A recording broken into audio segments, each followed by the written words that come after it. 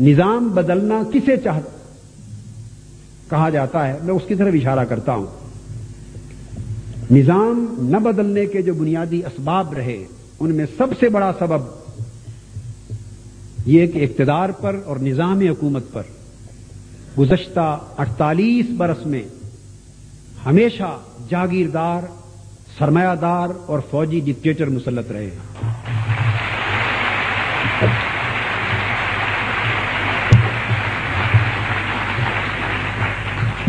Doctor قادر mixie صاحب کی اور کئی باتوں سے مجھے اختلاف ہے،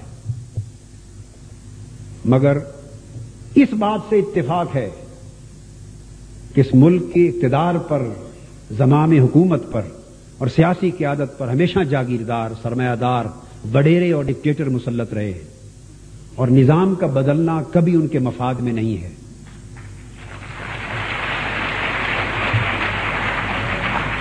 ادارہ جنگ نے اپنے اشتہار میں وہ چہرے لگائے ہیں، شاید یہاں بھی ہیں، میں آپ کو دعوت دیتا ہوں ان چہروں کو پہچانیں۔ کوئی چہرہ ایسا ہے جو جاگیرداروں سے نہ ہو، جو سرمایہ داروں سے نہ ہو یا فوجی ڈکٹیٹروں سے نہ ہو۔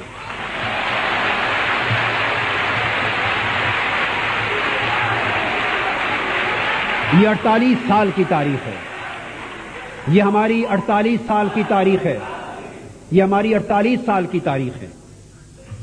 یا زمان اقتدار ہمیشہ فوجی کسی نہ کسی ڈکٹیٹر کے ہاتھ میں رہی، اگر الیکشن آیا تو جاگیردار مسلط ہو گئے، جاگیردار گئے تو سرمایہ دار مسلط ہو گئے۔ اقتدار ایک لونڈی کی طرح بکتی ہوئی، مارکیٹ میں بکتی ہوئی لونڈی کی طرح کبھی جاگیرداروں کی جھولی میں رہی، کبھی سرمایہ داروں کی جھولی میں رہی، اور جاگیرداروں اور سرمایہ داروں کی جنگ کسی نظام کے بدلنے پر نہیں، کسی غریب کے حقوق کے تحفظ کے لیے نہیں، کسی جمہوریت کے لیے نہیں، کسی ملک کے معاشی استحکام کے لیے نہیں، کسی بیوہ اور کسی یتیم بچی کے سر کے دوپٹہ لانے کے لیے نہیں، کسی کی لٹتی ہوئی عزت کو بچانے کے لیے نہیں، کسی کو اس ملک میں مساوات دینے کے لیے نہیں، کسی کو ترستے ہوئے بنیادی حقوق دلانے کے لیے نہیں۔ اگر کوئی سرمایہ دار بھی دھکے کھا رہا ہے تو صرف کرسی پر دوبارہ جانے کے لیے، اور جاگیردار بھی مر رہا ہے تو دوبارہ اقتدار پر قابض ہونے کے لیے۔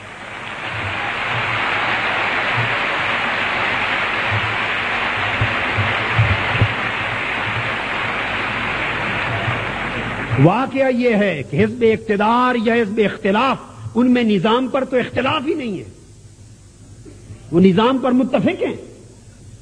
دو چیزوں پر ان کا اتفاق ہے، اتنا بڑا اتفاق کہ پوری امت کا شاید کسی مسئلے پر اتنا نہ ہو سکے۔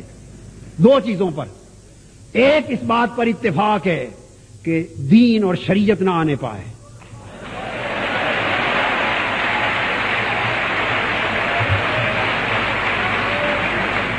دین اور شریعت نہ آنے پائے، مگر طریقے جدا جدا ہیں۔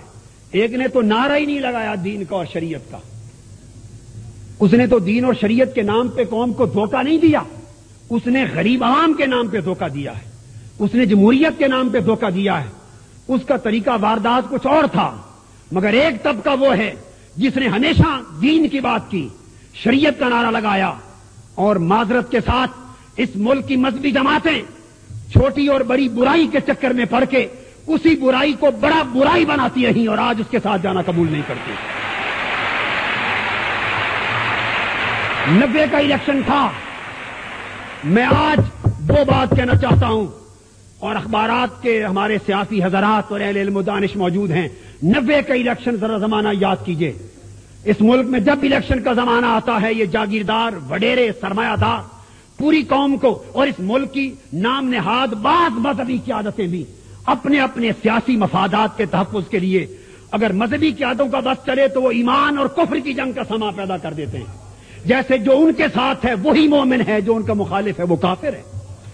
اور سیاسی مفاد پرست اس ملک دشمن اور ملک مفاد پرست کی تقسیم کر کے ہمیشہ ایک ماحول کریٹ کرتے ہیں۔ اس ملک کی شاید ایک آدھ کے سوا موسٹلی مذہبی جماعتیں اس وقت ایک دھڑے میں شامل ہو گئی تھی۔ اس وقت ایک طرف IGI بن گئی تھی اور نام نہاد 9 ستارے تھے، ایک طرف PDA تھا، ادھر جمہوریت کی بحالی کا نعرہ تھا، ادھر شریعت لانے کا نعرہ تھا۔ ساری جماعتیں ون وے اور دی ادر کوئی چھوٹی برائی سمجھ کر، کوئی 2-2, 3-3 سیٹوں کی خیرات لینے کے لیے, کوئی اسمبلی میں اپنے آپ کو پہنچانے کے لیے ادھر چلا گیا, کوئی ادھر چلا گیا. ملک میں صرف ایک پاکستان عوامی تحریک تھی جس نے کہا دونوں بگی کے بت ہیں, ہم کسی کے ساتھ شامل نہ ہوں گے.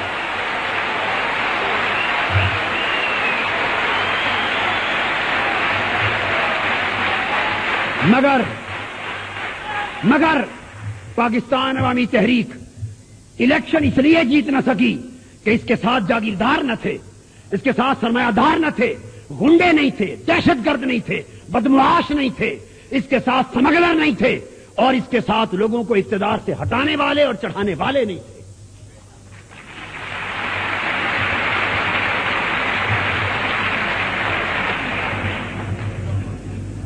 '93 کے الیکشن کے نتائج آپ کے سامنے. حزب اقتدار اور حزب اختلاف کی جنگ 1000 مسائل پر ہو سکتی ہے, مگر ایک پر متفق ہیں کہ شریعت نہ آنے پائے. مگر وہ طبقہ جس نے شریعت کا نام لیا تھا, حافظ حسین احمد صاحب بجا طور پہ فرما رہے تھے کہ 2/3 اکثریت ان کے پاس تھی. عورت کی حکمرانی کے خلاف ویویلا مچانے والے میں بھی جائز نہیں سمجھتا, عورت کی حکمرانی کو میں خود جائز نہیں سمجھتا. مگر میرا سوال یہ ہے, اس مسئلے پر اپوزیشن میں آئیں تو ویویلا مچائیں, لوگوں کے مذہبی جذبات کے ساتھ کھیلیں, اللہ کی نازل کی ہوئی شریعت کو تختہ مشق بنائیں. جب اقتدار کا تخت تمہارے پاس تھا, 2/3 اکثریت تھی, اور بغیر کسی رکاوٹ کے آپ ترمیم منظور کرا سکتے تھے, اس وقت شریعت کہاں گئی تھی؟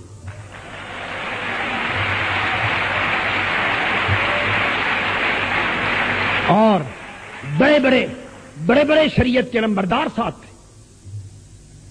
شریعت کے نافذ نہ ہونے پر کبھی جھگڑا نہیں ہوتا, جب اپنے مفادات پہ لات پڑتی ہے تب جھگڑا ہو جاتا ہے. ہمیں اللہ کی شریعت عزیز نہیں ہے, اپنے مفادات عزیز.